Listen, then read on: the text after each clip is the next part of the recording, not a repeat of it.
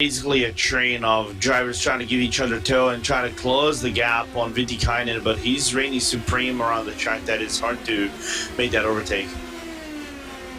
Rashad Craig, meanwhile, going to try to go the long way around through the chase on Alex Civillano. Ieto, though, cuts across and forces Craig to back out. That cost Craig a lot of time. Look further behind. Martin Arnoldus losing quite a bit of time as well. He's just lost about 2 spots there. So the number 11 car looks like kind of got a bit bargy with Erka Lindstrom, which saw Lindstrom up 1. Connor also went through, bumping Arnoldus now all the way down to 11th. And making an overtake over here will rely in a little bit of luck and also pace to get back up. I think Arnoldus does have that pace. Let's see what the number 11 has in store. I have info what happened to John, though, as Craig's going to be on the inside. He's not going to be able to make the move because the outside line, believe it or not, is a little bit good if you know what you're doing right there. But unfortunately, Leto actually gets overtaken.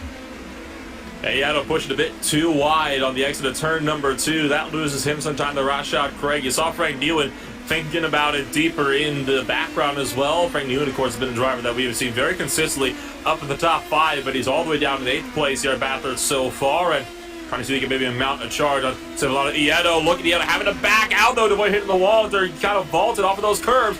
They can be so detrimental to your race, even in the supercars, let alone, lightweight Indy Pro 2000s like we're seeing here today. So it's been a good, solid race so far as you watch them cut back down through the mountain. And not far behind there's Stark. If they continue battling and don't get any definite results in these battles, Stark can come along and make this a 4-way battle between up to the top. I was gonna say up to the top 10, but it's gonna be an interesting one how to negotiate this one. It does look like that the Lindstrom and Melia are running away a little bit. Sorry, that was going to go away. Arnoldus makes the pass up on Connor Melia. You saw just behind them up into the chase. Connor Melia. So watch the race already behind us. These drivers get set to kind of settle into their own little battles. You still got about 7th and 8th that's looking to pick on up between Newen and Ieto. So watch that battle now exit turn number 2. I'm keeping one eye as well on 2nd and 3rd place. That's still not too far away, but they're not close enough to be able to go for any proper looks for positions. Newen close enough maybe to Ieto this time by. Doesn't look like it. That doesn't look like it. It's that thing of, if you are in a train and you are the car in the middle, it's going to be very hard for you to be able to defend or catch anybody else, because if you make the wrong move, you can get overtaken pretty much easily. And Newen is trying, he's a guy that if he finds an opening, he's going to try to make the overtake, but Mount Panorama is one of those survival-esque tracks that if you make the wrong move, you're basically done, right? So you have to calculate your movements very swiftly and quickly and as clean as possible. Newen and Ieto pushing the limits, getting up and onto the curbing and the grass on the exit of McPhilliby Park, and that's always a risky spot, Lorenzo, to find yourself up on those curves. Too many times I've launched over those curves and found myself going straight into a barrier, because you get on that sand trap, you just cannot turn that car back out onto the racetrack. Battle on for 2nd place up the road. Epidema under 5 from Porcelli. Gonna look for the inside up into the chase of the battle for 2nd and 3rd. Look at how close they're getting down to the chase, and it is a dead heat up into the braking zone. Epidema, though, able to pull ahead. Somehow, somewhere, I thought they touched wheels for a split second right there, but it was just given enough room between both drivers as Porcelli tries to look on the outside, try to get a little bit of a better run through the final corner, but well covered by Medema as another lap is open, and he still has time, about 10 laps to go. 10 laps still remaining in this battle for 2nd place, and it is starting to pick on up at the front of the field. Porcelli not going to be close enough this time by to have that look up into Corey Bend, so look back to Rashad Craig and Alex Civillano Ieto. That battle starting to pick on up as the number 10 car looks up the inside in the turn 2 on the number 8. Craig backs out, allowing the 10 to take that spot. Very easy move as Rashad Craig gives that one up very early on in the corner. That's a bit of an interesting move, and I wonder if maybe he thought it wasn't worth fighting for it, despite being the second best passing opportunity on the racetrack. I think so, because you're driving open wheelers, right? Because open wheelers have that nature. If you make contact, you probably can damage a steering rack or a suspension or something like that. It's not worth the risk of trying to contend for the overtake. So Craig, with the smart move and knowing he still has time to catch that position back on Lieto, so playing conservatively, waiting until the final moment to have that opportunity and make the overtake and get that spot. And that's sometimes what you got to do. You got to be patient, kind of bide your time. This is definitely a racetrack where you have to pick your battles, and you're not going to gain anything by racing flat out foot to the floor every single corner. You have to make sure you know what you're going to do. Look at second up the road. Porcelli closing up on Ambadema. Not going to be a look this time, though, through the chase. Porcelli tucks in line, thinking about the outside. Ambadema goes defensive, and so far, neither driver kind of coughing up that chase yet. It has been a clean battle in the defense ahead for P. The battle for P2, yeah, that was a little bit close to call, but I think Porcelli might have got him over here.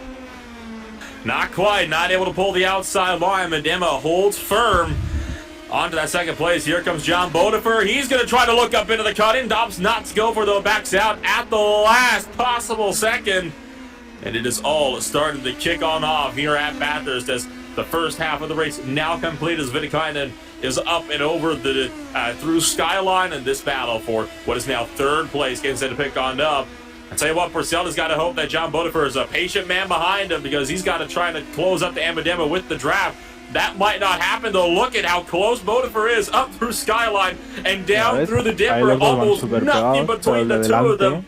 Tell you what, it takes some serious restraint and I have to say a bit of common sense when you're that close to avoid sticking one up the inside down through the chain, down through the dipper, and down to the dipper, and now for a double. It does look like that Bodefer is on the back, if not a race win.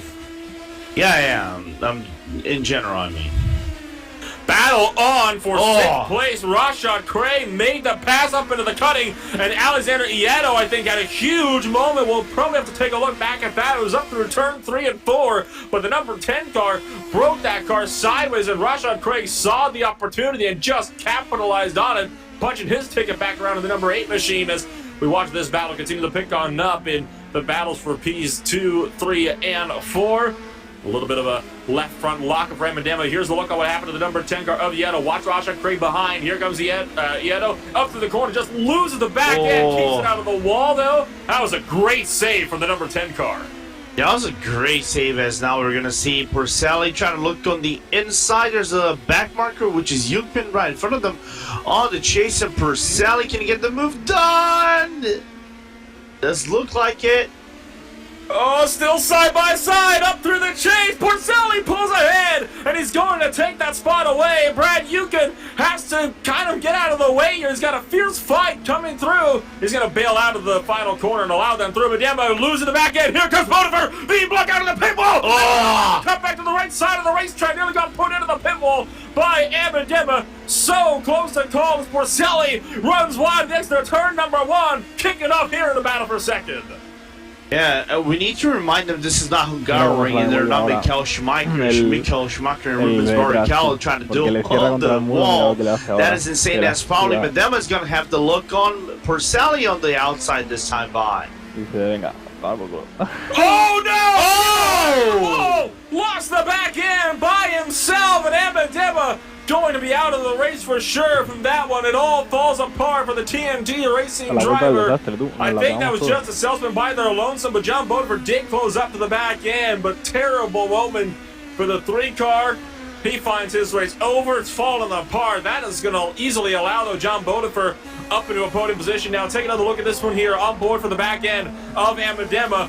Oh, and it was contact. Bodefer ran him over. I'm impressed right now. I'm surprised right now. It does look like that Bodefer made the misjudgment of thinking that Medema was going to stay on the outside, but because I think the natural lines it's kind of merged in, and Medema lost a little bit more momentum. Rashad Craig in the battle for 6th place with Alex Avian Lieto. Both drivers up and out of the race. This was coming down through the dipper here. Down the hill. Watch this one here. Down to the dipper. Oh, my God. Oh! Violent wreck and a tremendous one at that. Lieto up and into the air. Almost over completely on Rashad Craig. That takes both those drivers out. Yeah, that's race over for them as Craig tried to resume this race a little bit, even though it doesn't look, the car doesn't look like it has a weight. Oh my goodness. Just too much speed. Lieto was too close and just couldn't account for the fact that Rashad Craig was not as fast through him. Yeah, the famous speed kills.